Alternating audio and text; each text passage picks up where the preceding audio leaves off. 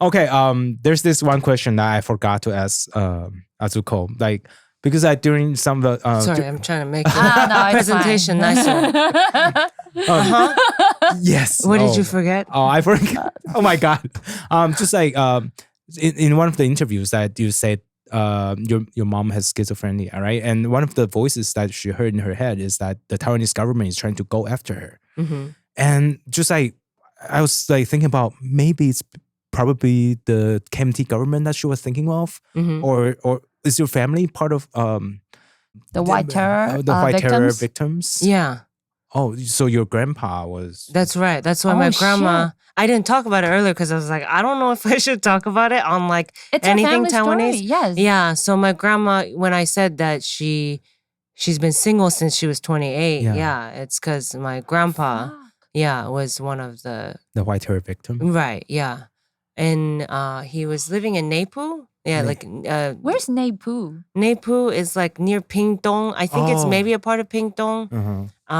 And it's like this, they call it the house, Sangsha, like under a mountain. It's a very small village. Uh-huh. I can find out, and message you guys the actual place. We'll look it up. But yeah, so that's where my grandpa's family was living with my grandma when they got married and where my mom was raised and my uncles were also living there as kids. But my mom was the oldest daughter. She was like 8 when they brought my grandpa's body back. Oh, they brought the body. Like what was your grandpa's occupation?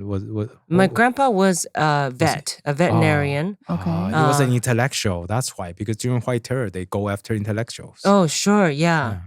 And even more, my grandpa's dad, my great grandpa, was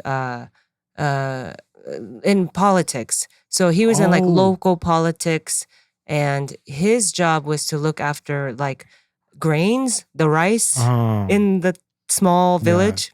But the party he was running for was whatever was against KMT at that time. Because I don't know if Green Party was around that time. I don't think it was around. So it was just against KMT. Something local, like the local grassroots movement, I guess. Yeah. And they had already started, messing with his like the amount of rice or something or grains, the amount of it, and to make it look like my great grandpa was messing up. Was stealing or something. But the elections were coming up. And man. he refused to not run. He was like, I'm still gonna run, and I still don't stand for KMT. And I think to teach him a lesson, they killed his son, my grandpa, my grandma's husband. But they made it seem like it was a car accident, Wow. And so when they brought his body back, my grandma already knew there was a lot of harassment already, with the elections coming up, harassment against my great grandpa. Oh my God. And when they brought the body back, they were like, do you want to do an investigation? Oh, and my grandma was scared. So of course. Assholes. She said, no, it's okay. She was already scared, she said, of, trying to cause more trouble. Yeah. And your mom was 8 years old back then. And she saw that. And so now when she hears voices in her head, all her when she has mental breakdowns or psychosis, it's that, oh my God, the KMT. The KMT is coming to get us. Even in America, the KMT is coming to get us, And she's not wrong. There was already a shooting. I don't know if you saw it at the church. And then I think, just watching what's happening with China, and she can see that in American news too. So she just feels like it's closer and closer. Everything's coming back, right? Oh, because the news is so intense about it again. Yeah, because in America, I'm pretty sure in America, like news these days, Taiwan shows up a lot, right? Because I'm pretty sure back in the days, and Taiwan the president's don't there right now. Yeah. For her, it was a big heartbreak.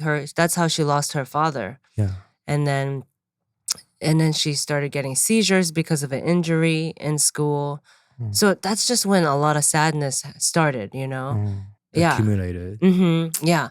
And so now that the politics, it's kind of back again, right? It's sometimes the voices are more intense now than ever. Yeah. But do you guys talk about politics at home though? We don't. not with my mom and grandma. They don't, but I know I was able to figure it out just like this past year, I think, that this is what's been the cause of a lot of you just figured this out past year? Like past year or two. Because my grandma kept saying, she has these 7 voices in her head that are like supposedly KMT. My grandma's always like, she's crazy. And I'm like, wait, no, but there's something to that. Yeah, why KMT, right? Of all the voices, there's got to be a reason. And that's the reason. I feel like my mom never got therapy to talk about her losing her dad, and my grandma had to raise 3 kids on her own. So she would leave my mom with her, neighbors or relatives while she would take her 2 sons with her to Taipei to teach English, which, which whether and right, and then my mom would get left behind, and so there's a lot of sadness where, and so Anyway, I didn't know I could talk about that. No, totally, wow. But I don't know. I know that's so sad. But I mean, those stories resonate with a lot of people in Taiwan. Because it happens a lot in Taiwan. Like a lot of Taiwanese Americans, they escaped Taiwan because of KMT prosecutions back then. Mm-hmm. Yeah, and they couldn't come back. And a lot of them went there to study, and they got onto this blacklist. So they cannot come back to Taiwan for the longest time. So it's super sad. Like even if they have like family members in Taiwan back then and got ill, they could not come back. It was a really scary time.